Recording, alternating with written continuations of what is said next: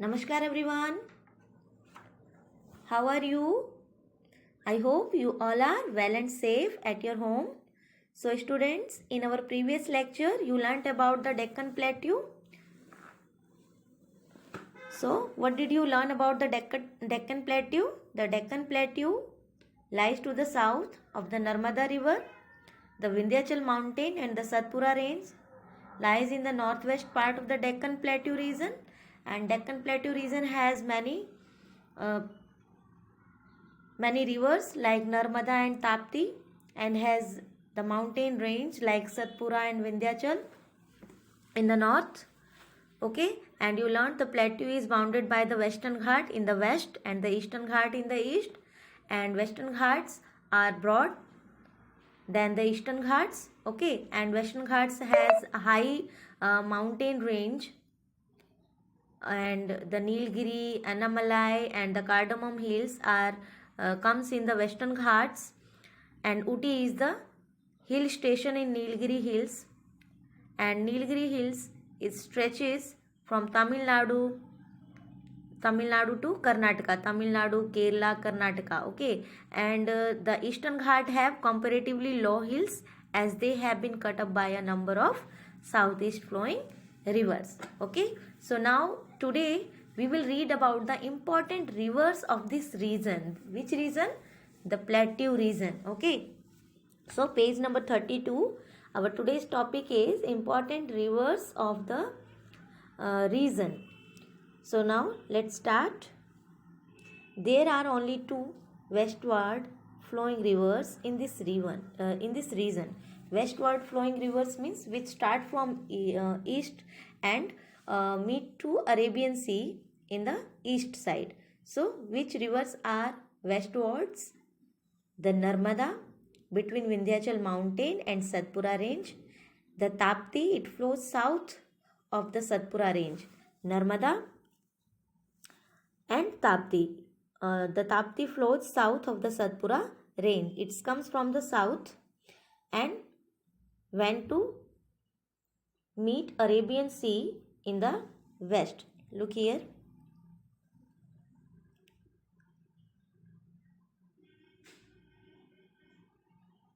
This is our Indian map.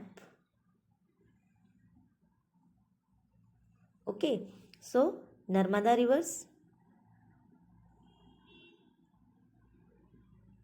comes from here and meet to Arabian Sea. Okay, and the Tapti comes from the south and meet to the Arabian Sea in the west. So Narmada and Tapti known as the westward flowing rivers in this region. Okay, these two rivers flow into the Arabian Sea. These are not the perennial rivers. What is the perennial rivers? Rivers which originate from the glaciers or flow throughout the years known as the perennial rivers. But Narmada and Taptis are the seasonal rivers. Seasonal rivers are known as the rain-fed river. Rain-fed river means the river which get water mainly from the rain in the rainy season. Okay, so Narmada and Tapti rivers are seasonal river. They are not a perennial river. The other rivers in this region are Mahanadi, Godavari, Krishna and Kaveri. These are flowing rivers, eastward flowing rivers. Okay, these rivers flow into the Bay of Bengal. The Krishna, Kaveri, the Mahanadi, Godavari, Krishna and the Kaveri. These rivers flow into the Bay of Bengal. Okay, and make deltas. But Narmada and Tapti do not make delta. What is delta? You have learned about the delta in the first chapter, also in second chapter and also in your third chapter. Which was the third chapter?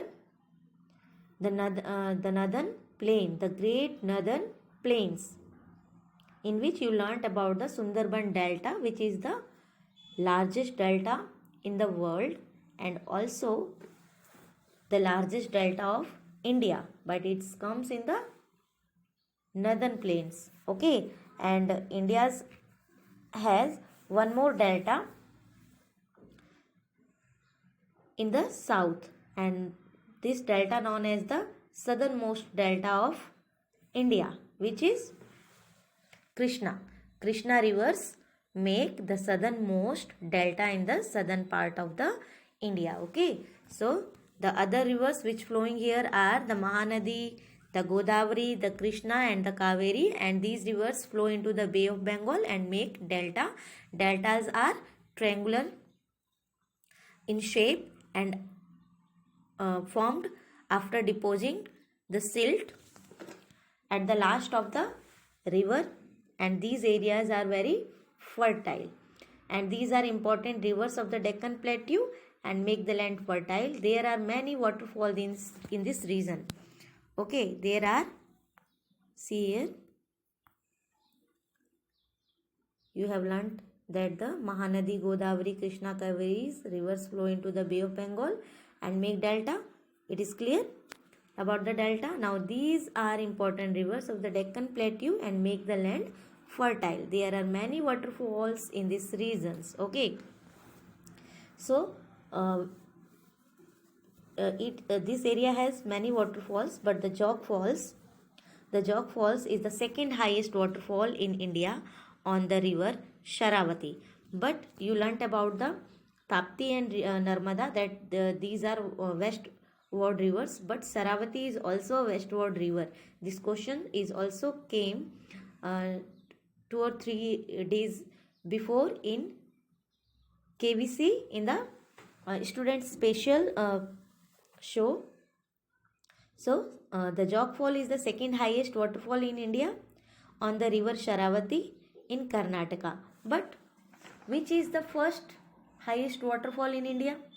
Jog Fall is the second highest waterfall, but Kunchikal Fall in Simonga district in Karnataka is the first highest waterfall of India. Okay, dams and tanks are the main source of irrigation.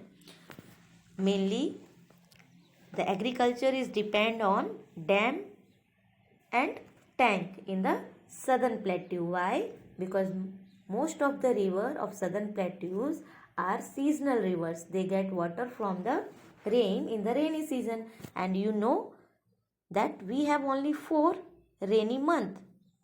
Then after, so we need to preserve water of seasonal rivers in the form of dam. And in the southern part, in the central and southern part, there are very natural hollows on the earth crust. Okay, and these tanks get water and get full in the rainy season, and this water is used for use for the irrigation whole the years and the other purpose. Okay, so dam and tanks are the main source of irrigation in the central or the southern part of India. Okay, and we can also say that the plateau region of India is depend on dams and tanks for the main source of irrigation. Okay, now the next is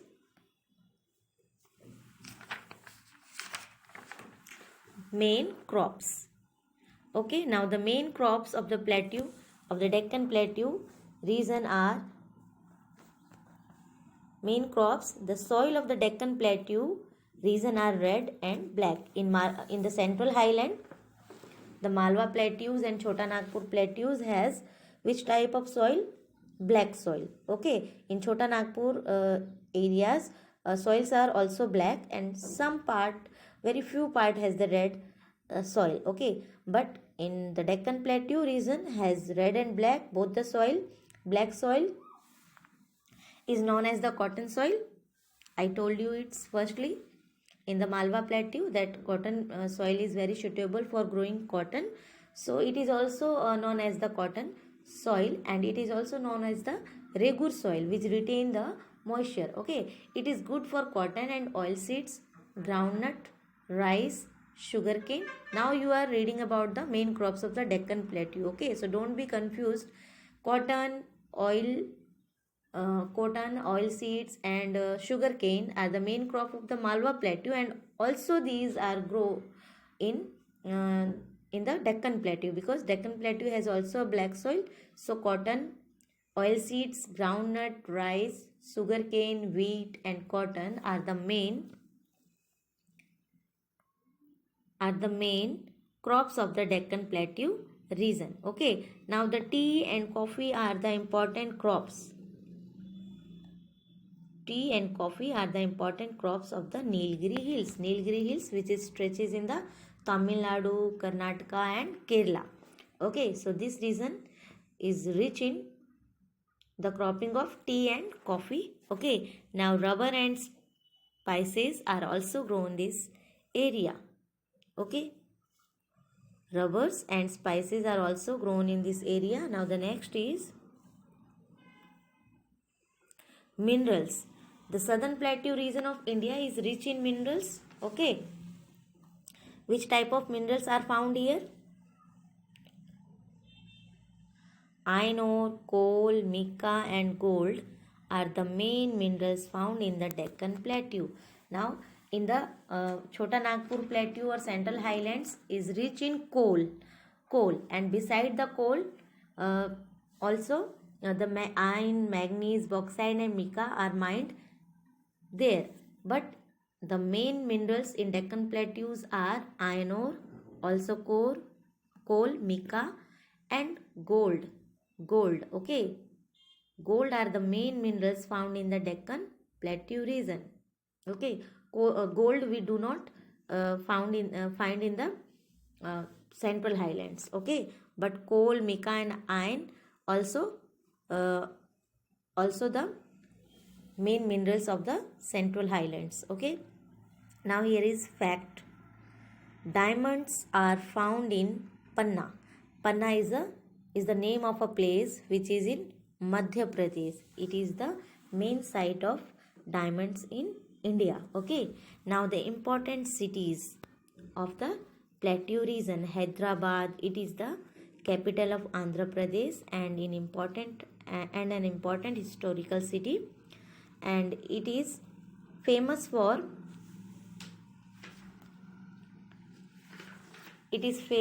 Golconda Fort, which is very famous and historical fort, and the Salarjung Museum. There is also a museum known as the Salarjung, and a fort which is known as Golconda is very famous and a historical fort.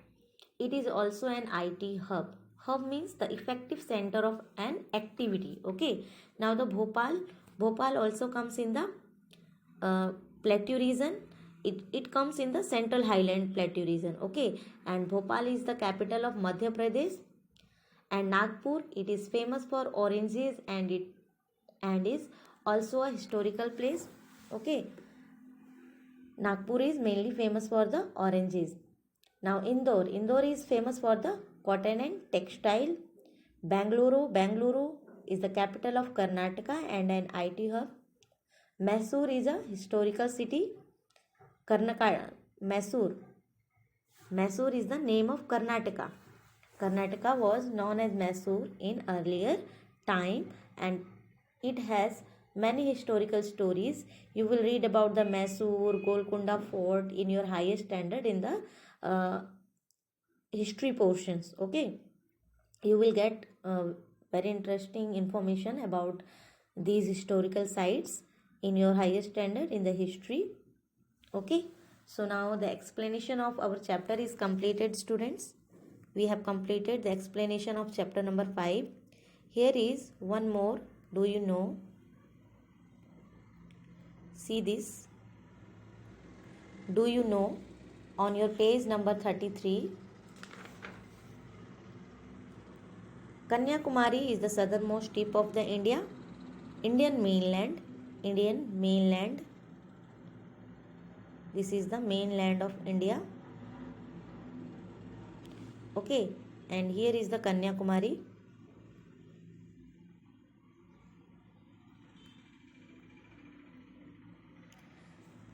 So where three great water bodies, the Indian Ocean in the south, Indian Ocean is here